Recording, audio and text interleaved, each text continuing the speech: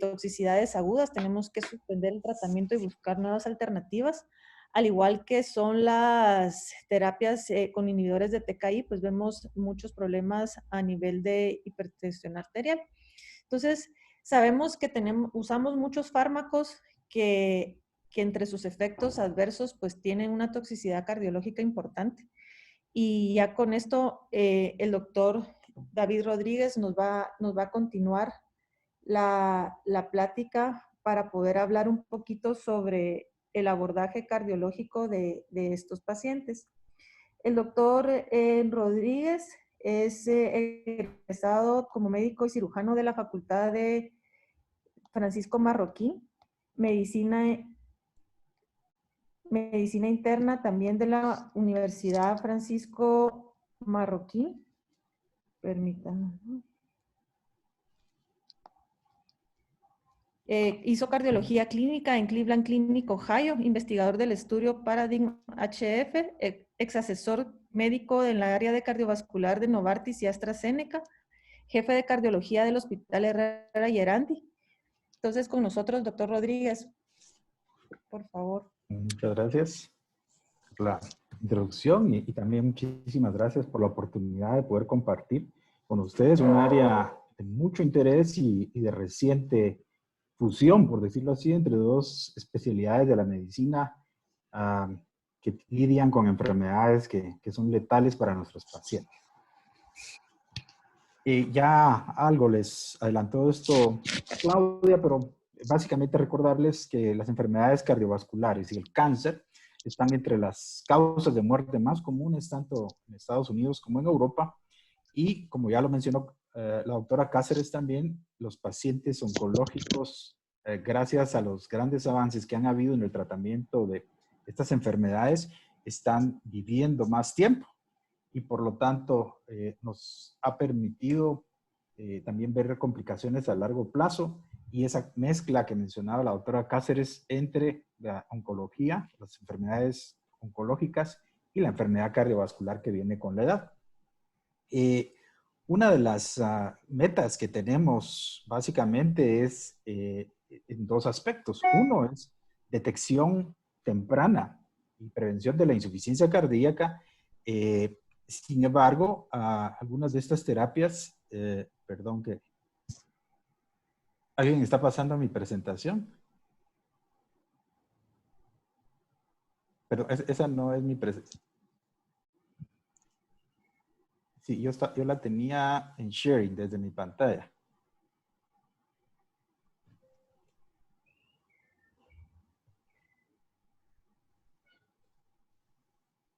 ¿Podrían permitir que yo comparta mi pantalla, por favor? Esa no es la mía. Ahí está.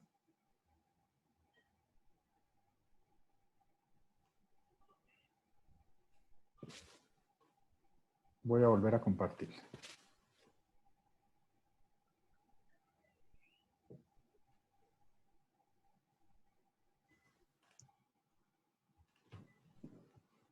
Perdón por la interrupción. Básicamente, pues la insuficiencia cardíaca es una de las complicaciones más temidas, aunque no es la única, y es parte de lo que vamos a revisar en los siguientes slides. Más o menos alrededor de un 6% de los pacientes que han tenido cáncer o cáncer de mama, perdón, hematológico, pueden presentar o desarrollar en el futuro insuficiencia cardíaca. Aquí están unos números relacionados a la cardiotoxicidad relacionada a los diversos medicamentos. Ven ustedes que en algunas series puede ir del 3 al 26% para doxorubicina, hasta un 28% para trastuzumab y para sunitinib alrededor de un 11% como máximo. Así que son terapias que salvan vidas y como muchos tratamientos que hemos ido descubriendo en medicina, pues también pueden tener efectos adversos y es eso que tenemos que ir a... Hemos ido evaluando diferentes estrategias para poder evitar este tipo de efectos. Interesantemente, y ahí es donde nos unimos muy fuertemente la disciplina de la cardiología con la oncología, es que hay un link interesante, una unión interesante entre cáncer y, por ejemplo, enfermedad coronaria. Y solo para un ejemplo, aquí está una gráfica que muestra las enfermedades cardiovasculares más comunes, como son obesidad, diabetes e hipertensión, y el riesgo estimado de que estos pacientes desarrollen cáncer en el transcurso de su vida. Y vemos que el tener enfermedad cardiometabólica nos confiere un riesgo aumentado de tener cáncer también. Así que es una interrelación interesante entre las dos. Obviamente detrás de esto, y sería un tema fascinante a tratar en algún momento, es el tema de la inflamación y factores inmunológicos relacionados con esto. Ya la doctora Cáceres les había mencionado que no solo es insuficiencia cardíaca, las complicaciones que vemos con algunos de los tratamientos, también fibrilación atrial, y esto pues conlleva su reto en cuanto al manejo del paciente, aumenta la complejidad.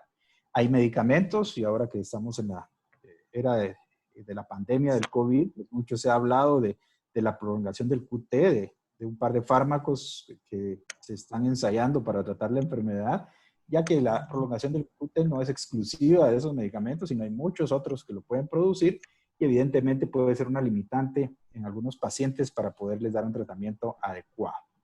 La hipertensión también es un efecto adverso que puede presentarse como complicación del uso de algunos de estos medicamentos, y por lo tanto es algo que debe estar monitorizado también cuando se usan específicamente las terapias conocidas que nos llevan a desarrollar hipertensión. Enfermedad coronaria, esto es algo que también se puede desarrollar en el paciente con algunos medicamentos, y aquí hay un listado, es un poco más corto de las otras patologías, pero también eso nos complica a futuro el manejo de estos pacientes, porque pueden desarrollar enfermedad coronaria más tempranamente que otros pacientes. Cuando vamos a hablar de tratamiento oncológico, en nuestra mente tienen que haber dos tipos de pacientes. Hay un paciente que es el paciente sano, que entra a esa etapa de combatir la enfermedad y enfermedad cardiovascular previa, y está ya, como ya lo mencionó la doctora Cáceres, más frecuentemente el paciente que tiene enfermedad cardiovascular establecida previo a recibir su tratamiento de quimioterapia. Y eso es muy importante porque las estrategias van a variar de un paciente a otro, y recordemos que el paciente tiene que llevar un viaje desde la prevención del cáncer, el diagnóstico del mismo, el tratamiento, y con la intención de que los pacientes tengan una sobrevida aumentada. Aquí vemos esta gráfica que los americanos desarrollaron hace alrededor de unos 20 años, donde nos ponen el mapa del viaje de un paciente con insuficiencia cardíaca. Y los pacientes con insuficiencia cardíaca los dividimos en dos grupos, dependiendo del estadio en que vayan de la enfermedad. El grupo más grande de pacientes son los que están en el estadio A, que son pacientes que solo tienen factores de riesgo, pero aún no han desarrollado algún tipo de manifestación de la enfermedad. Conforme pasa el tiempo, estos pacientes que ya tuvieron exposición al factor de riesgo por un tiempo prolongado pueden desarrollar insuficiencia cardíaca, cambios estructurales del corazón sin síntomas todavía. Y una vez que este paciente con daño estructural desarrolla síntomas, que es el estadio C, este grupo de pacientes ya están en una etapa mucho más avanzada de la enfermedad, y la única dirección que les queda es llegar al estadio D, que es el estadio refractario de la enfermedad y donde la mortalidad es extremadamente alta en estos pacientes. Y eso es básicamente el mapa de ruta que nos han dado para que en cada etapa nosotros podamos intervenir de la manera que corresponda. Si nos ponemos en el estadio A, que es la mayoría de los pacientes que van a ser sometidos a quimioterapia o radioterapia, la mayoría de pacientes van a tener, en el momento de haber entrado a la quimioterapia, no van a tener ni daño estructural, pero el hecho de haber recibido la terapia o estarla recibiendo ya los confiere un riesgo por el uso de medicamentos, si se usaron de esa categoría, que van a poder desarrollar y aumentar los estadios a través del tiempo. Entonces, realmente la pregunta que nos hacemos todos los que estamos acá es si es posible prevenir la insuficiencia cardíaca inducida por la quimioterapia. Este viaje que fue publicado el año pasado donde se ponen, digamos, las diferentes etapas en cuanto al daño miocárdico, que es donde nos vamos a enfocar, al músculo cardíaco, al ventrículo izquierdo, y ellos lo proponen dividir en 4 etapas. La primera etapa es donde el paciente todavía no tiene manifestaciones estructurales de disfunción ventricular, o si las tiene no ha presentado síntomas. Y lo subdividen en 2 grupos. Cuando empieza la destrucción o el daño a nivel del miocito, básicamente ahí es una oportunidad donde ahí podemos usar biomarcadores, ya que todavía eso no se manifiesta en los estudios de imagen en estos pacientes. Posteriormente ya viene una etapa donde podemos empezar a detectar algo de este daño estructural en los pacientes, y esto tiene mucho que ver también con la tecnología que utilicemos, nuestra capacidad de poder detectar ese daño, porque no todo el daño lo podemos ver a través de la fracción de eyección, sino que se puede ver más tempranamente, como van a ver ustedes con la doctora Domínguez. Y lo importante de haber tenido esta reunión el día de hoy es también hacerles ver que lo que se va a proponer como parte de los protocolos de imagen, de seguimiento de estos pacientes, es tecnología que ya está disponible en Guatemala y las personas adecuadas para interpretar este tipo de tecnología. Y por último, pues ya tenemos el paciente que desarrolla falla cardíaca, ya tiene disfunción ventricular, es ya evidente que el paciente ha entrado en una etapa más avanzada, y en este grupo, es como regularmente y a través de muchos años llegábamos ya tarde, porque regularmente, y nosotros como cardiólogos también lo hacíamos en el pasado, pues nos quedábamos tranquilos solo con que la fracción de eyección estuviera normal y realmente no nos movíamos o no hacíamos nada por el paciente hasta que veían cambios ya en la fracción de eyección o el paciente estaba en clara insuficiencia cardíaca. Este es un algoritmo muy general propuesto para la evaluación inicial de un paciente en el que se planea utilizar tratamiento cardiotóxico, y es bastante sencillo. Lo que tenemos que hacer con el paciente es evaluar el riesgo preexistente cardiovascular o el riesgo actual como tal, la historia previa de cáncer y si es un paciente que ya ha recibido tratamiento cardiotóxico en el pasado. La evaluación clínica inicial es bastante sencilla. La historia, el examen, los exámenes de laboratorio básicos, y tal vez lo extra que hacemos en estos pacientes es considerar el uso de biomarcadores como los péptidos natriuréticos o las troponinas, que vamos a ver un par de slides de eso, por qué es importante para nosotros.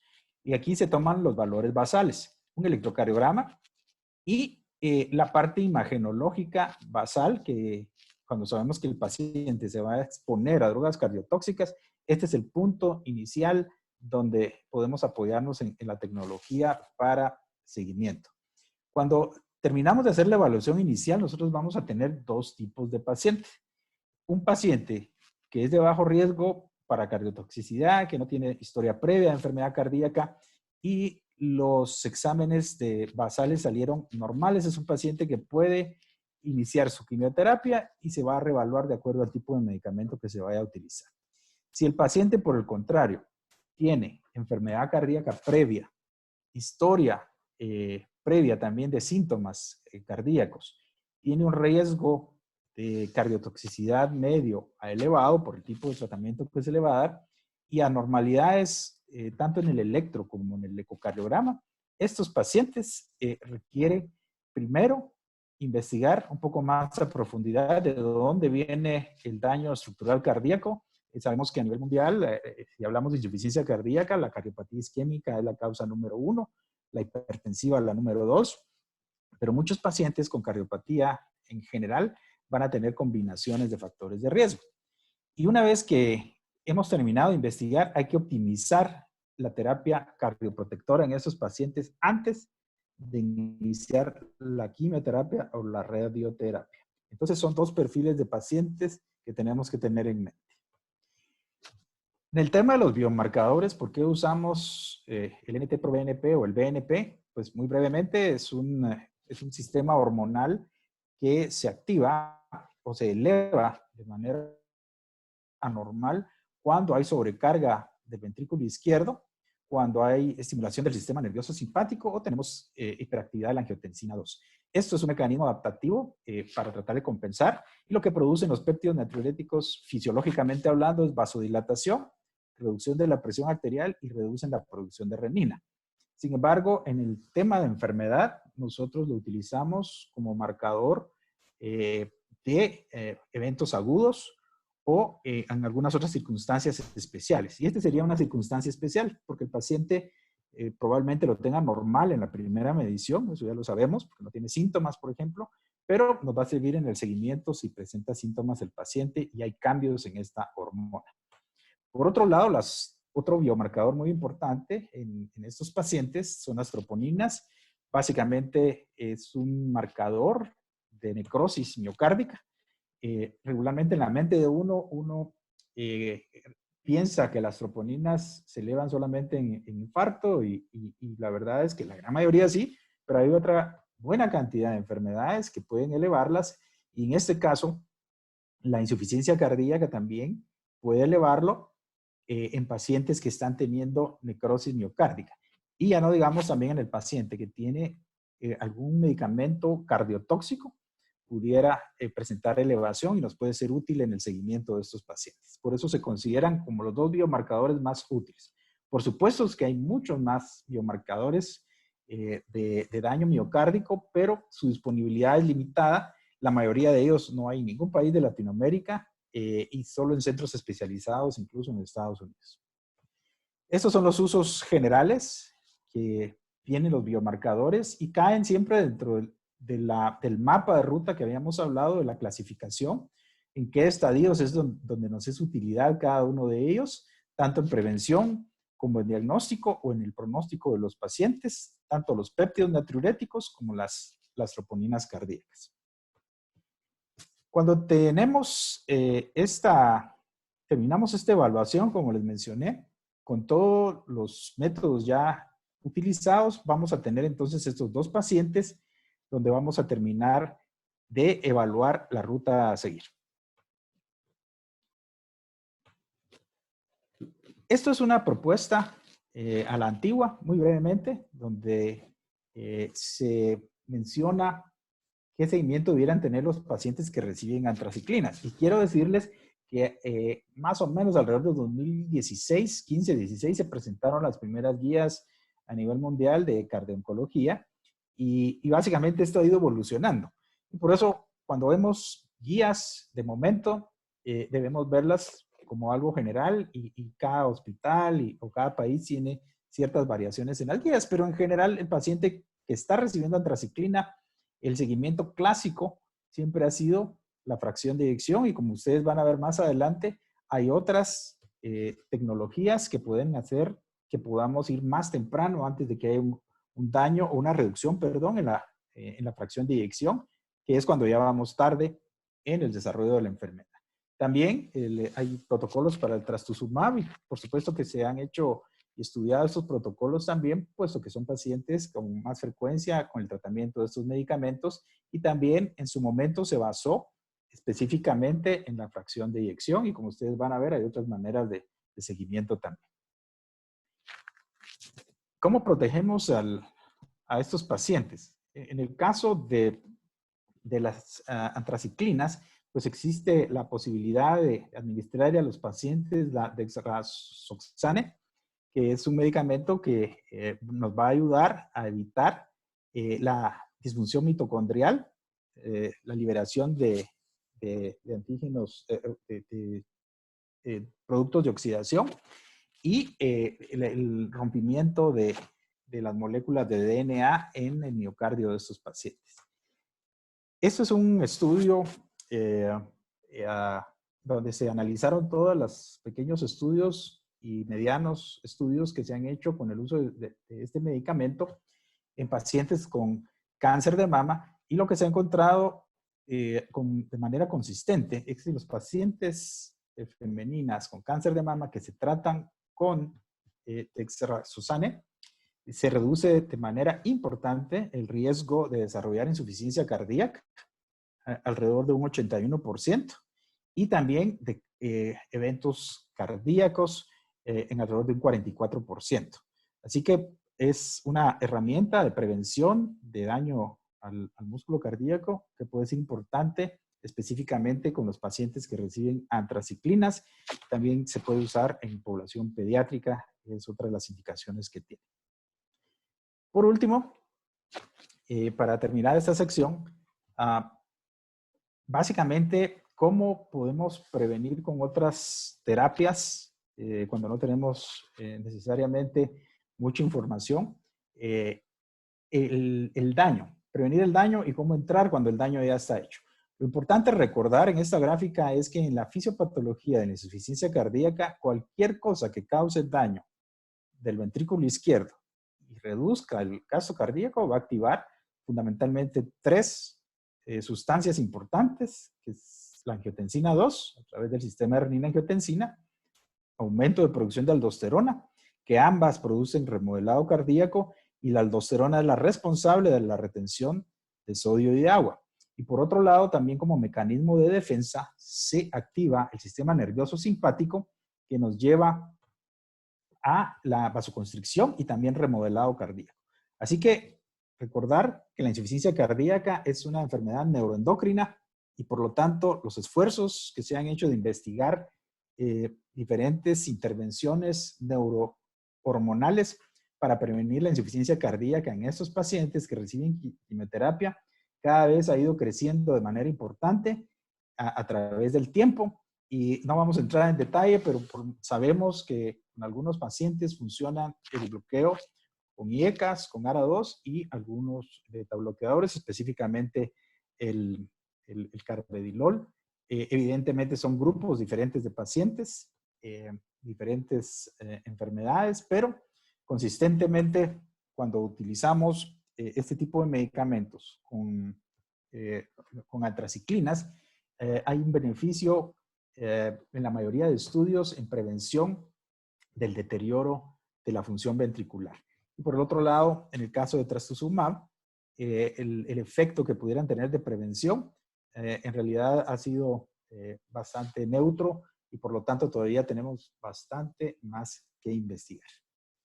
Esto es una vista de pájaro del escenario que se nos presenta y fundamentalmente lo que queríamos hoy también es mostrarles los métodos que nos permiten y cómo utilizarlos en conjunto con los oncólogos y el equipo multidisciplinario para que nuestros pacientes tengan un mejor pronóstico. Gracias por su atención y cedo los micrófonos y la pantalla a mi colega, la doctora Domínguez. Bueno, gracias, doctor Rodríguez, por su presentación. Si tienen alguna duda, la pueden escribir en el chat y al final de la presentación vamos a resolverlas. Y a continuación, para seguir con la plática, tenemos el gusto de tener con nosotros a la doctora Beatriz Eugenia Domínguez Méndez. Ella es médico internista, cardióloga clínica y hizo una alta especialidad en ecografía, resonancia magnética cardíaca y angiotomografía. Doctora Domínguez, por favor.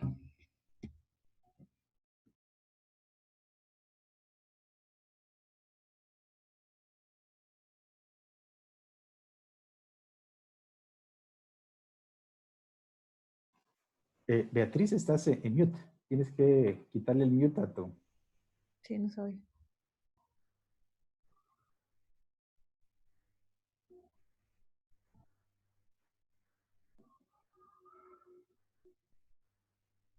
No se oye, doctora.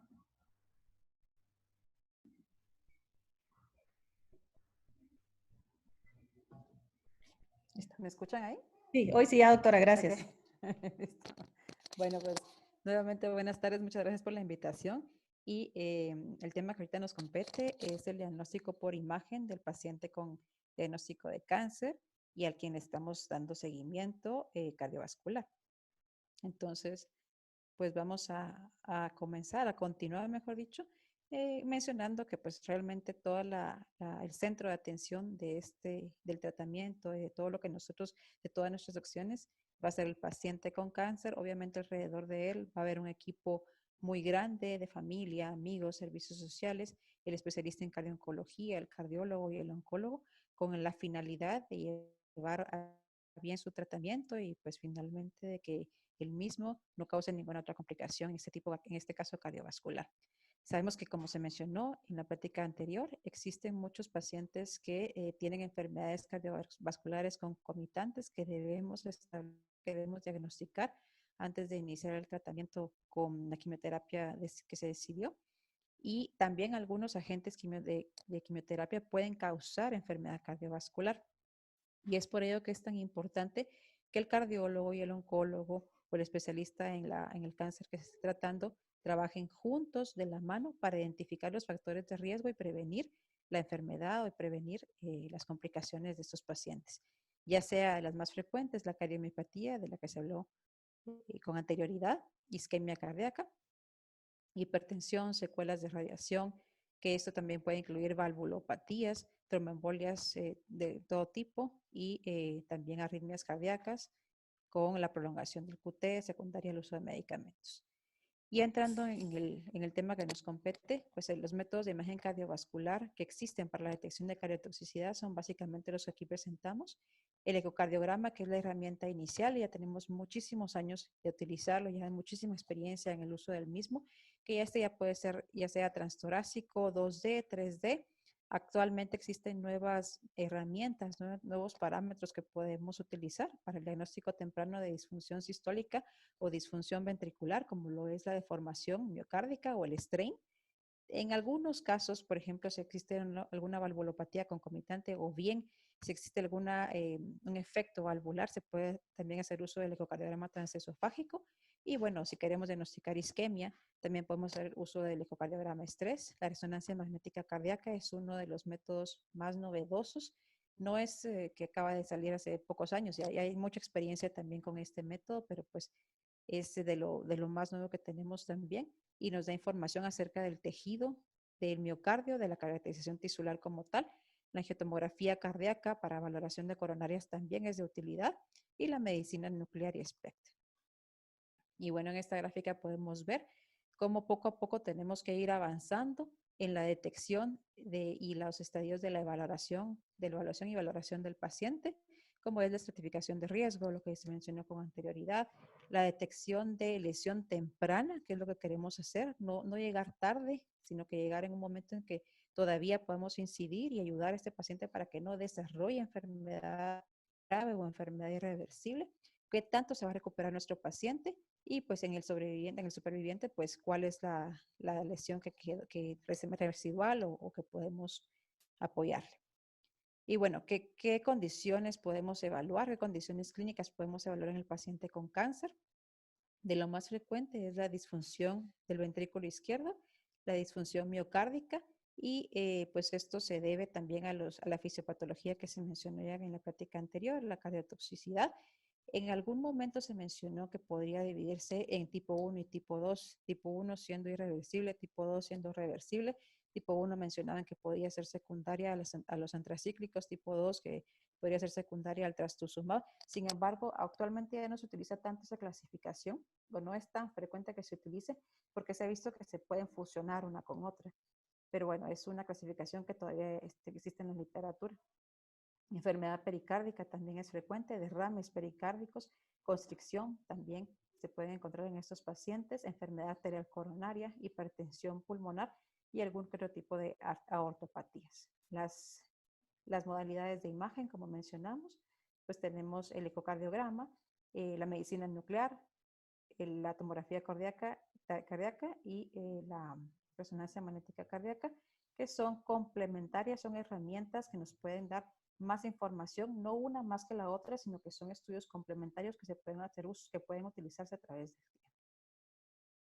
tiempo. Ok, estas son las guías que les había mencionado el doctor Rodríguez, que se propusieron ya en el año 2016, las guías europeas, y aquí también se menciona el uso de métodos de imagen, métodos de diagnóstico por imagen, como son el ecocardiograma, 3D, la fracción de expulsión y bueno, y la valoración tridimensional se prefiere, aunque realmente sabemos de que no todas las personas o no en todos los laboratorios va a existir la tecnología, pues si no existe, pues también se puede utilizar la fracción de expulsión por medición 2D, el strain longitudinal global es una manera temprana de diagnosticar si el paciente está presentando o no disfunción ventricular. Y vamos a hablar un poquito para pinceladas, para que más o menos sepamos qué significa el strain longitudinal global.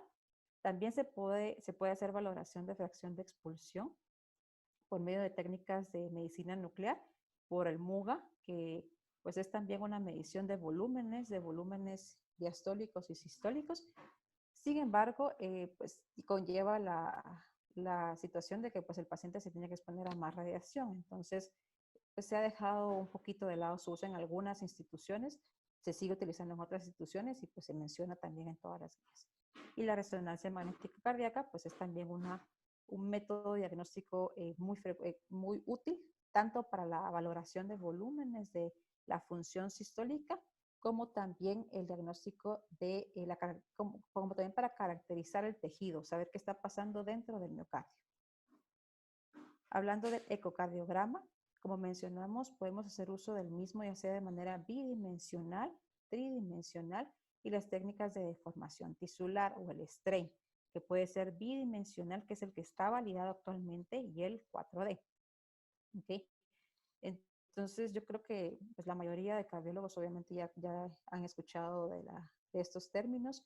Si hay aquí en la audiencia estudiantes o médicos generales o alguna otra rama de la medicina, pues solo vamos a hacer una breve revisión de qué significa cada uno. Y existen protocolos recomendados para la valoración del paciente cardiológico. Y como les menciono, el Strain 2D es una de las herramientas que sí se ha utilizado con mayor frecuencia en los últimos años, porque nos da la oportunidad de atender al paciente de una manera temprana, o sea, evitar de que el paciente llegue ya falla cardíaca franca. Podemos todavía incidir en el momento previo a no quiere decir que quitemos el tratamiento, sino probablemente combinar medicamentos para que no lleguemos a tener un paciente con falla cardíaca franca. Las imágenes 3D, lo ideal es la medición de la fracción de expulsión de los volúmenes por método tridimensional.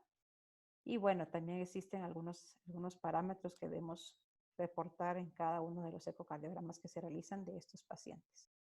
La manera clásica de valorar la función ventricular es por medio de los volúmenes ventriculares. Este que ustedes ven acá es el ventrículo izquierdo. Acá al lado está el ventrículo derecho. Entonces se hace la medición, se traza, es el método bidimensional o la manera más frecuente de hacer la medición de volúmenes. Se hace un trazado en una vista apical de 4 cámaras y 2 cámaras. Se asume que el ventrículo es una esfera y pues la máquina hace una ecuación también para el cálculo del volumen telediastólico. Luego se hace una medición del volumen telesistólico y por medio de una ecuación, que es pues básicamente volumen telediastólico menos volumen telesistólico dividido volumen telediastólico por 100, se calcula la fracción de expulsión, que en este caso es de 60, bidimensional es de 60. ¿Okay? Es un paciente con fracción de expulsión normal. Ya adentrándonos un poquito a las técnicas un poco más novedosas, también de volúmenes ventriculares por medio de ecocardiograma bidimensional, o sea, imágenes bidimensionales, pero en este caso es triplano en todos los planos apicales. 4 cámaras, 2 cámaras y 3 cámaras. Y la máquina no tiene que inferir tanto. O sea, la máquina ya no se imagina que es una esfera el ventrículo, sino que se trazan los bordes endocárdicos y pues ya realmente lo que está siguiendo la máquina son los bordes. O sea, ya no hay tanta asunción. O sea, no, es menos inferir, un poquito más exacto. Y pues ustedes ven acá que pues se calcula tanto el volumen telediastólico, el volumen telesistólico, y la misma máquina hace el cálculo de la fracción de expulsión. No es el mismo caso que el anterior. Ese es otro paciente que si ustedes ven acá se hizo una técnica también triplano y en este caso pues es un paciente que tenía la fracción de expulsión muy baja de 23%. Ok. Y como les decía, esa es una técnica triplana, pero tridimensional. En esta técnica realmente ya no se asume nada. No se asume que el miocardio tiene forma elíptica, sino que realmente, o esfera truncada, que también se le menciona, Y realmente lo que se hace con esta técnica es que se trazan todos los bordes y la máquina reconstruye todos los bordes del ventrículo y hace nuevamente la medición del volumen al final de la diástole, o sea, del máximo volumen ventricular, del mínimo volumen ventricular, o sea, al final de la sístole, y de nuevo con la ecuación que mencionamos, pues se hace el cálculo de la fracción de expulsión, que en este caso es 58%. Es la misma técnica tridimensional y ustedes pueden ver, es otra manera de presentar, es otra manera de presentar el ventrículo y pueden ustedes ver que la máquina pues realmente, o que mejor dicho, en el operador junto con la máquina ya no hace asunciones, o sea, ya no es que estamos imaginándonos que el ventrículo es esférico, no, aquí podemos saber exactamente qué forma tiene el ventrículo y cuál es el movimiento de cada una de los segmentos de la pared ventricular. Hay diferentes software. El anterior era una máquina en particular. Esta es otra marca de otro tipo de máquina. Y realmente la técnica o la metodología es similar. ¿Sí? Es básicamente el trazar cada uno de los bordes endocárdicos y se hacen las mediciones de volumen telediastólico y telesistólico y con ello se calcula la fracción de expulsión. Podemos también hacer una valoración del engrosamiento y movilidad de las paredes de una manera muy sencilla y muy exacta. Las nuevas técnicas es lo que les mencionaba el doctor Rodríguez con anterioridad y que tenemos algoritmos que nos hablan de la valoración de la función sistólica por medio de técnicas de deformación. ¿Y qué significa esto? Son los vectores de deformación. Si ustedes se dan cuenta acá, al momento que el ventrículo izquierdo trabaja, al momento que expulsa y se relaja, sístole y diástole, se mueven varias fibras. O sea, el tejido ventricular, el músculo, el miocardio, no está compuesto solamente de un tipo de fibras. Tiene fibras longitudinales, circunferenciales, tangenciales, y cada una se mueve distinto. Existe así la teoría de la banda miocárdica, la teoría de Thorne-Wasp, que se menciona que es solo una banda de miocardio que se enrolla y hace diferentes asas, y esa es la manera que el miocardio funciona como una toalla, como que se exprimiera una toalla, y así saca todo el volumen o el que puede sacar y vuelve a regresar y otra vez se exprime y regresa. Y bueno, así funciona el tejido miocárdico. Y hay vectores de deformación, y eso es lo que se evalúa por medio de las técnicas de strain o de speckle tracking, o bueno, o por tissue tracking. Y pues valoramos cómo se mueven estas fibras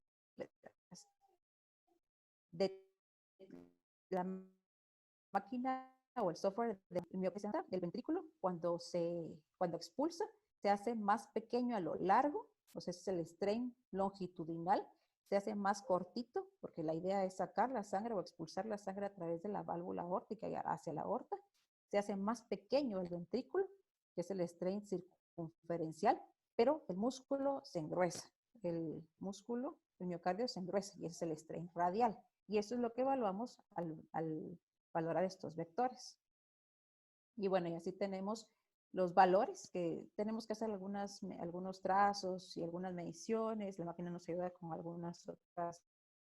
otros cálculos. Y realmente la ventaja es que es menos operador dependiente. Si ustedes se dan cuenta acá, uno tiene que ponerse pues, a hacer el trazo de todo, de las paredes ventriculares y demás, pero la máquina detecta los speckles, detecta el movimiento de la miofibrilla, y así es menos operador dependiente y nos da un valor en este caso del strain longitudinal global negativo de -20, que es lo que esperamos, ¿no? Es un valor negativo porque dijimos que el ventrículo cuando expulsa no se distiende, sino que al contrario se hace más cortito.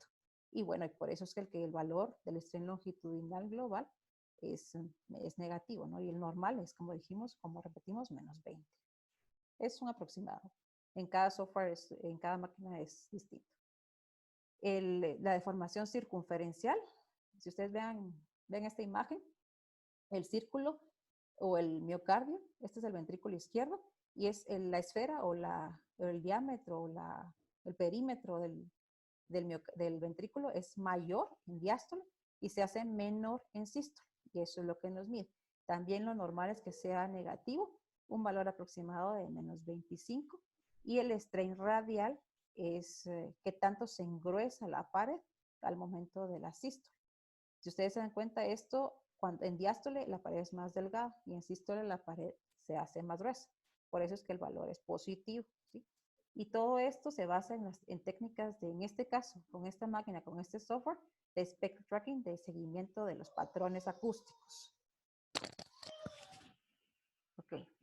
Y así podemos obtener los diferentes valores, y en este caso pues es una paciente que efectivamente tuvo tratamiento con quimioterapia. Si ustedes pueden darse cuenta, el strain longitudinal global, que es el que está el valor o la técnica de deformación más validada, es muy anormal, es menos 7.23, o sea, es más positivo, o sea, que se acorta menos el ventrículo, y lo normal es que sea de menos 20, dijimos. Esta paciente no está contrayendo bien la miofibria.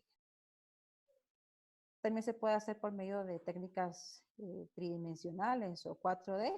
Sin embargo, pues no están del todo validados, los valores no están del todo validados en ecocardiografía para el seguimiento de pacientes cardio-oncológicos.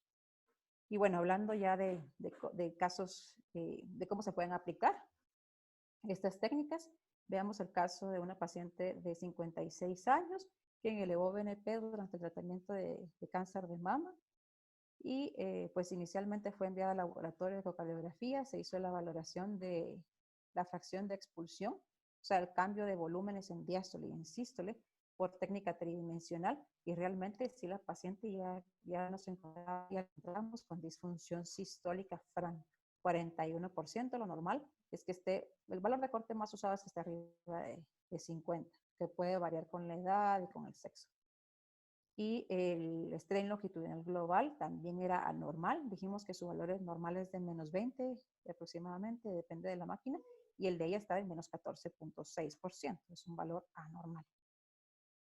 Esta paciente, obviamente, pues en oncología y cardiología trabajó muy de la mano, y se le hicieron, no se detuvo el tratamiento porque pues el tratamiento era importante que ella continuara el tratamiento, pero sí se tomaron medidas para prevenir la progresión de la disfunción sistólica. Se le dio estatina, se le dio beta bloqueador, se le dio también IECA, y con ello pues un tiempo después se hizo la revaloración de la paciente, y vean ustedes que solamente con las acciones médicas que se tomaron, pues la paciente mejoró, o sea, sí mejoró su función sistólica. Por medio de técnica tridimensional pudimos observar un aumento de la fracción de expulsión en 56%, y el strain longitudinal global ya estaba mejor, estaba más cercano al menos 20, estaba en menos 17.1%. Se hizo el seguimiento también de la paciente tras el siguiente ciclo de quimioterapia, y en este caso, pues la fracción de expulsión seguía muy semejante a la previa, 54, 56, una variación aceptable, 2%, es básicamente la misma. Y el strain estaba también muy semejante al anterior, menos 17.5. Y si se dan cuenta, lo normal en este software, con esta máquina, es que todo el mapa polar, o sea, este es el mapa polar del ventrículo izquierdo, es como que si agarráramos el ventrículo izquierdo y lo aplanáramos y lo presentáramos como ojo de buey frente a nosotros, y lo normal es que se vea todo rojo con este software.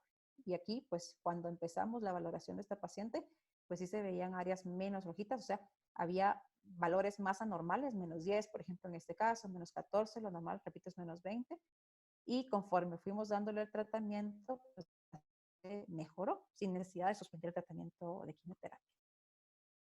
Existen estrategias de tamizaje y detección por medio de ecocardiografía, que eso ya lo platicamos en la práctica previa. Todo paciente debería tener un ecocardiograma inicial antes de empezar un tratamiento cardiotóxico. Si el paciente es de bajo riesgo, que es la primera estratificación que se debe hacer, dividirlos en bajo, mediano y alto riesgo, pues alguna recomendación de las múltiples recomendaciones que hay es que se haga la vigilancia cada 4 ciclos, otras 200 miligramos metro cuadrado de doxo, rubicina o su equivalente, Obviamente, si el paciente es de mayor riesgo, pues hacer las valoraciones con mayor frecuencia. Y estas son las guías que propone la Sociedad Americana de Cardiología.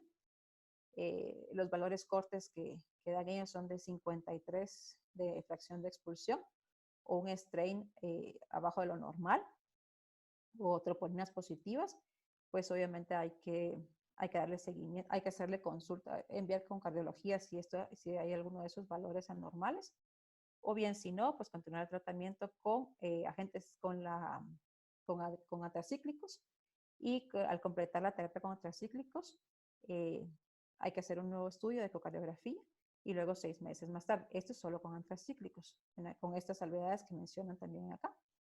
Si si la dosis es arriba de 240 o la FEBI o las troponinas caen, o bien pues cada 50 miligramos de metro cuadrado adicionales. Esto es para antracíclicos. Y para trastuzumab o anti-HER2, se recomienda que cada 3 meses debería de hacerse el seguimiento ecocardiográfico del paciente. ¿Y qué se evalúa? Nuevamente, pues se evalúa la fracción de expulsión y se evalúa el strain, ¿sí? Lo primero que observamos o valoramos es la fracción de expulsión. Si la fracción de expulsión ya está mal, pues es que ya estamos en una etapa más tardía. Pero si está bien, entonces continuamos. Bueno, de cualquier manera igual vamos a hacer la medición, pero si está bien la fracción de expulsión, valoramos si hay una caída relativa del valor de strain longitudinal global. Si este es mayor de 15%, ya estamos ante una disfunción subclínica. Y realmente, aunque la paciente no tenga síntomas, aunque la fracción de expulsión esté normal, la paciente ya tiene daño por cardiotoxicidad, cardiotóxico. Y esta gráfica se presenta en todas las ocasiones que uno habla de strain o de fracción de expulsión o de cardiotoxicidad, porque si ustedes se dan cuenta al inicio, probablemente aquí tenemos el inicio de la quimioterapia que le va a causar, que este paciente es susceptible y le va a causar disfunción sistólica. Entonces vamos a empezar a tener una caída o una disminución, o que se va a empezar a alterar la deformación longitudinal, pero va a haber una compensación. El corazón empieza a compensar, a tratar de compensar, a tratar de mantener la fracción de expulsión a expensas de aumentar la deformación circunferencial. En este punto, que está aumentando la deformación circunferencial, aunque está cayendo el strain longitudinal, se mantiene la fracción de expulsión. Pero cuando el corazón ya no puede compensar, entonces cae la fracción de expulsión y sigue cayendo la deformación circunferencial y sigue deteriorándose la deformación longitudinal. Pero aquí ya es claro que el paciente está mal, que el paciente ya está en disfunción sistólica, porque ya no hay manera que el corazón o las fibras miocárdicas hayan podido compensar. Y bueno, eso en cuanto a ecocardiografía, que es el método más utilizado que utilizamos o de manera inicial. Sin embargo, hay otros métodos como la resonancia magnética cardíaca en sus diferentes secuencias. Esto pues no vamos a ahondar tanto en cada una de las secuencias, pero pues solo someramente para comentarles, la resonancia magnética cardíaca se puede valorar la anatomía, la morfología, la función, y quizá de lo más importante que caracteriza esta técnica de imagen es que se puede valorar el tejido. Se puede saber qué pasa, qué está pasando dentro del tejido. Si hay cicatriz, si hay inflamación, si hay hemorragia dentro del tejido. Eso es la ventaja que nos va a dar la resonancia magnética cardíaca. Es también el gold estándar para la valoración de la fracción de expulsión. Es el gold estándar para la valoración de volúmenes, porque podemos ver claramente el borde endocárdico, los bordes endocárdicos, perdón, tanto en sístole como en diástole, y la manera más cercana, o se ha valorado que realmente comparar la fracción de expulsión por método ecocardiográfico contra resonancia magnética, lo más cercano, se acerca mucho el método tridimensional con la técnica de resonancia magnética cardíaca. Y como les mencionaba, de los fuertes de la resonancia es la valoración, la caracterización tisular, o sea, saber qué está pasando dentro del miocardio. Y hay diferentes técnicas o diferentes maneras o diferentes secuencias que podemos utilizar para valorar si hay cicatriz, si hay inflamación, etc.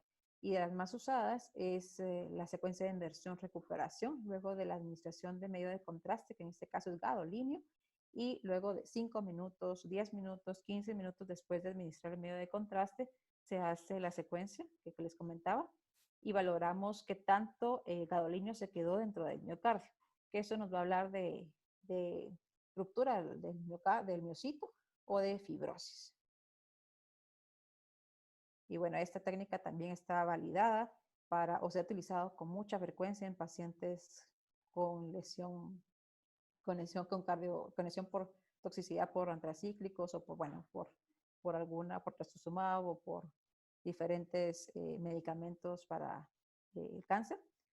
Y podemos hacer técnicas también muy semejantes a las técnicas de ecocardiografía, de deformación, solo que en este caso los patrones acústicos no se denominan speckle, sino que son feature tracking. O sea, hay un seguimiento también de la pared del miocardio y ve cómo se va deformando, cómo se va cortando, cómo se va haciendo más pequeña la cavidad. Se puede valorar también el strain longitudinal, el strain radial, se valoran las cicatrices, se valora la fibrosis dentro del tejido miocárdico y hay nuevas técnicas como son los mapping, que aunque nosotros no veamos blanca la cicatriz dentro del miocardio, porque a veces hay depósitos y son muy amiloide, por ejemplo, es muy difuso, sí podemos hacer la cuantificación del tejido normal por medio de esas técnicas de mapping.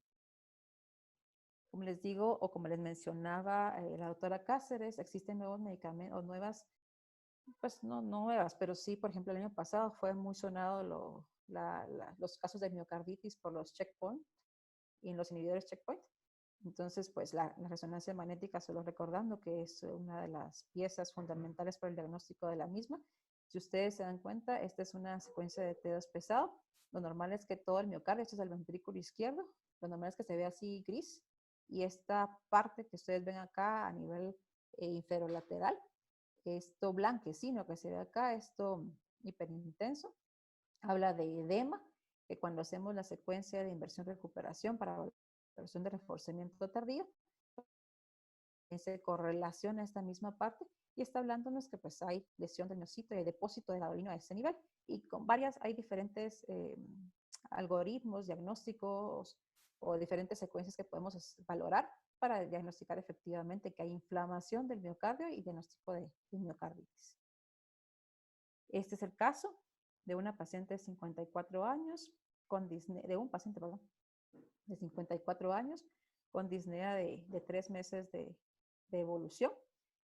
Perdón, es una paciente que también tuvo diagnóstico de cáncer de mama, recibió tratamiento con quimioterapia y pues nuevamente hacemos todas las secuencias de resonancia magnética. En este caso la enviaron a resonancia porque el problema con estos pacientes o los pacientes con insuficiencia cardíaca en muchas ocasiones es que por medio de radiografía tridimensional o bidimensional no se logra valorar la totalidad del ventrículo. Cuando son pacientes que han tenido cáncer, que les colocaron implantes o que les hicieron cirugías, es muchas veces es muy complicado hacer la valoración y ver bien el corazón o el miocardio, el ventrículo, porque es más grande y pues lo que está ya no es la misma pared torácica que tiene de un paciente normal, sino que pues ya hay muchos artefactos alrededor. Y pues con ella era tan importante saber la fracción de expulsión que la enviaron también para valoración por medio de resonancia magnética. Esa es la secuencia anterior, es una secuencia de T2 pesado, no se demostraba edema, o sea, no había inflamación en ese momento, pero si ustedes se dan cuenta, desde estas secuencias de cine, podemos observar, este es el ventrículo izquierdo, y podemos observar que no se contrae de la misma manera, no se contrae como debería de contraerse. Hay hipocinesia generalizada de su pared, tanto en 4 cámaras como en 2 cámaras. En 3 cámaras, o sea, no es una contracción normal, desde ya podemos decir que hay insuficiencia, disfunción sistólica, y podemos valorarlo también por medio de ejes cortos, y aquí es donde hacemos la medición de los volúmenes endocárdicos endocárdicos en sístole y en diástole, y se hace la valoración de la fracción de expulsión. En este caso también hicimos la valoración del tejido miocárdico. Lo normal es que se vea negrito la pared del ventrículo izquierdo, y aquí se ven unas rayas blancas que nos hablan de que hay fibrosis a ese nivel. La paciente, pues adicionalmente, tenía insuficiencias valvulares por la misma dilatación y disfunción ventricular y dilatación de los anillos, y en este caso, pues insuficiencia mitral. Este es otro caso de una paciente de 24 años, joven, que tiene antecedente de múltiples transfusiones, algo que sucede con mucha frecuencia en el paciente con cáncer, en el paciente del hematólogo, del oncólogo, y pues se envía porque pese a que tenía función sistólica normal, encontraron disfunción diastólica, o sea, el ventrículo izquierdo no se relajaba bien en esta paciente. Se hicieron diferentes secuencias y en este caso, pues obviamente por la sospecha o por el antecedente de las múltiples transfusiones, se sospechaba de un diagnóstico clínico. Se hizo particular énfasis en la secuencia de T2 estrella o T2 asterisco, perdón, T2 estrella es lo más frecuente de mencionar, y se hizo el diagnóstico de hemocromatosis. Lo normal es que se vea todo el miocardio. Estas bolitas son la basal, medio y apical del ventrículo izquierdo, y lo normal es que se vea gris, y en este caso pues hay depósitos de hemosiderina en todo el miocardio y se ve pues todo negro. Eso no es normal. Se puede hablar de hemorragia en otro caso, pero en este caso habla de depósito de hemosiderina en todo el ventrículo izquierdo, y pues ese es el diagnóstico de hemocromatosis. Se dan cuenta, pues también el hígado se ve negro. Otro paciente de 50 años de edad, con disnea y fatiga de 1 año de evolución. Ya le habían hecho ecocardiograma, habían encontrado que la FEI estaba limítrofe pero normal, con hipertrofia concéntrica. Se hace la resonancia magnética, la radiografía y la resonancia magnética, con derrames pleurales bilaterales. La función sistólica estaba conservada, con fracción de expulsión de 56% y fracción de expulsión del ventrículo derecho de 55%. Pese a ello, pues el paciente sí refería a disnea y no había distensión adecuada del ventrículo. Nuevamente se hace la secuencia de reforzamiento tardío, de inversión-recuperación para valoración de reforzamiento tardío. Y si ustedes se dan cuenta, aquí hay un reforzamiento tardío transmural basal, solo en la porción anterior y anterolateral es subendocárdico, igual aquí a nivel medio, y apical subendocárdico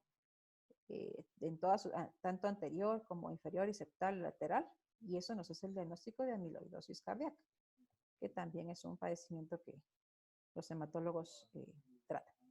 Otro paciente con historia similar, si se dan cuenta, pues también tenía este paciente derrames pleurales y derrame pericárdico, que no era tan insignificante, con fracción de expulsión limítrofe 53% y el limítrofe también del ventrículo derecho 48%. Nuevamente se encuentra un patrón de reforzamiento tardío, o sea, todo esto blanco debería de ser gris y todo se ve blanco porque hay depósito de amiloide en todo el ventrículo. Miren, ventrículo izquierdo, ventrículo derecho también. Y se hacen nuevas técnicas de cuantificación, de técnicas para valoración de qué tanto tejido anormal o depósito de amiloide hay. Y bueno, obviamente ese es el diagnóstico de amiloidosis cardíaca. Ya para terminando los casos, pues este es un paciente de 33 años de edad que se envía con antecedente de que tenía fiebre, malestar general, tiene fenómenos vasculares, se esculta un soplo aórtico y además fenómenos vasculares periféricos. Sospechan endocarditis, pero cuando le hacen el ecocardiograma encuentran una masa cardíaca y se envía para resonancia magnética cardíaca. Se dan cuenta, pues se encuentra una masa, efectivamente, pero por medio de la resonancia pudimos valorar que era a nivel de pericardio. Adicionalmente tenía el paciente una lesión que pues era paralela, continua que era discontinuidad de la aorta a nivel de lesión de Valsalva, que nos hablaba de un aneurisma micótico en una válvula severamente dañada e infectada. Y bueno, este caso es un caso desafortunado de un paciente con un aneurisma micótico importante. Adicionalmente tenía un quiste pericárdico que le comprimía la aurícula derecha y las venas cavas, y pues una aorta que tiene presión importante con aceleración mayor de 4 metros sobre segundo, con estenosis importante. Entonces vemos que la resonancia magnética sí es un método útil para valoración del paciente con alguna complicación cardiovascular, tanto previa, durante como después de la quimioterapia. Y por último, pues la medicina nuclear es otra técnica que se puede utilizar para la valoración de la fracción de expulsión. La valoración de volúmenes, sin embargo, como les digo, pues tiene la desventaja de que utiliza radiación y pues en algunos centros se ha dejado de utilizar con tanta frecuencia. Como conclusiones, las enfermedades cardiovasculares son afecciones frecuentes en los pacientes con diagnóstico del cáncer. Los métodos de imagen, en este caso hablamos del ecocardiograma, resonancia magnética, muy poco sobre medicina nuclear, son herramientas útiles en la detección de la enfermedad cardiovascular antes del tratamiento, durante y al finalizar el mismo. Esto nos sirve para tener un diagnóstico temprano de la afección cardíaca y esto nos va a incidir en el pronóstico del paciente cardio-oncológico. Y para finalizar, y quizá lo más importante de la práctica es que el trabajo conjunto del equipo de cardiólogos y oncólogos, el trabajo de la mano, puede prevenir desenlaces cardiovasculares adversos en el paciente con diagnóstico de cáncer. Okay, pues realmente debe ser una alianza entre los dos grupos de médicos. Gracias. Muchísimas gracias a la doctora Domínguez y al doctor David Rodríguez. Vamos a contestar las preguntas. Aquí hay una pregunta, dice, excelente presentaciones. Dice, la mayoría de estos efectos cardiotóxicos son reversibles, ¿verdad? Respondiendo a la pregunta, no todos. Si ya llegamos en una fase en que ya tenemos reemplazo, ya mucha fibrosis del ventrículo izquierdo, no vamos a, o sea, una fase tardía donde ya la fracción de expulsión haya caído, se haya deteriorado y ya el cardiomiocito esté lesionado, ya no es reversible. Entonces, la verdad que se trata de hacer el diagnóstico o de incidir en el momento que todavía lo es, de hacer la detección temprana, dar el tratamiento oportuno para que sí sea reversible, que es lo que se espera con el trastuzumab. Realmente también depende del mecanismo de acción. El trastuzumab tiene un mecanismo de acción distinto a nivel de, o sea, hablando de cardiotoxicidad que los antracíclicos, por ejemplo. Entonces, pues en este caso, pues el trastuzumab se espera que sea reversible con mayor frecuencia y el antracíclico no tanto. Y pues también depende de las estrategias terapéuticas que se utilicen. Sí, antes se creía que toda la cardiotoxicidad por antraciclinas era irreversible, pero yo creo que con todos los métodos de atención que se tienen ahora temprana y ya el trabajo multidisciplinario, como dice la doctora, creo que estamos detectando a mejor tiempo y interviniendo para que la paciente no llegue a tener esta cardiotoxicidad irreversible que se creía que era antes, ¿verdad? Y otra cosa importante, doctora, todos estos métodos que usted nos platicó, ¿sí hay en disposición en Guatemala? Sí, todos. Ok, perfecto. Otra pregunta también. Sabemos que ustedes aconsejan que todos estos biomarcadores que hablaba el doctor Rodríguez al inicio se hagan a todos los pacientes de rutina, que tengamos nosotros que utilizar una terapia que sabemos que va a ser cardiotóxica o solo en cierto grupo de pacientes donde su riesgo está más aumentado. Pues realmente, si sabemos que es una terapia que es cardiotóxica, lo ideal, lo recomendado es que se utilicen todos. Y Entonces, obviamente, si es un paciente de mayor riesgo, habrá que hacer una detección más frecuente, un diagnóstico, un seguimiento más estrecho o más frecuente. Pero sí no es que solamente en ellos. Lo ideal es que se utilicen todos. ok, aquí hay otra pregunta. Si durante el primer seguimiento cardiológico de una paciente con quimioterapia encontramos alteraciones en el strain y aumento del TNL y pues de los marcadores, ¿valdrá la pena el inicio de IECA antes de considerar modificaciones de dosis de quimioterapia? Sí, sí, mire, este es un tratamiento conjunto. O sea, realmente yo creo que el cardiólogo o el que está trabajando en cardiooncología sabe que lo importante de la terapia, de finalizar el tratamiento. Eh, Probablemente la estrategia vaya a ser obviamente utilizar el menor tratamiento, la menor dosis posible de tratamiento, pero eso ya lo decidirá el oncólogo. Y lo que uno puede hacer es efectivamente empezar tratamiento con IECA, empezar tratamiento con beta bloqueadores, empezar tratamiento con estatina, que se ha demostrado también su beneficio, de manera que la paciente pueda terminar su tratamiento de la mejor manera. Y si ya vemos que realmente no está funcionando, no es suficiente porque está deteriorando más o no está mejorando, entonces pues ahí probablemente tengamos que tener una discusión un poco más seria sobre detener o disminuir más la dosis, pero mientras se pueda continuar y terminar el tratamiento a la dosis ideal, pues es lo mejor, ¿no? utilizar técnicas de prevención como IECAS, es una buena estrategia. Ok. No hay más preguntas. Entonces, ya solo nos queda agradecerle, doctora, a usted, a la doctora Domínguez y al doctor David Rodríguez por acompañarnos de parte de Íntegra. Les agradecemos y esperamos que esta no sea la primera webinar y presentación que tenemos juntos, sino que de aquí en futuro sigamos teniendo más conferencias juntos.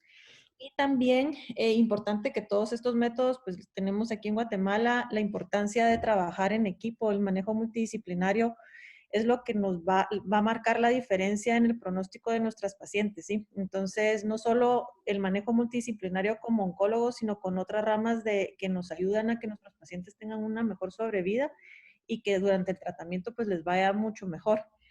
Y también los invito para los siguientes webinars que vienen. El próximo martes hay uno de cáncer de hígado y el próximo miércoles también uno de tabaquismo para que estén en contacto y estén siguiendo estos webinars que la verdad son en estos tiempos donde no nos podemos juntar mucho, pues estamos aprendiendo muchísimas cosas. Muchísimas gracias. No sé si habrá alguna otra duda, pregunta.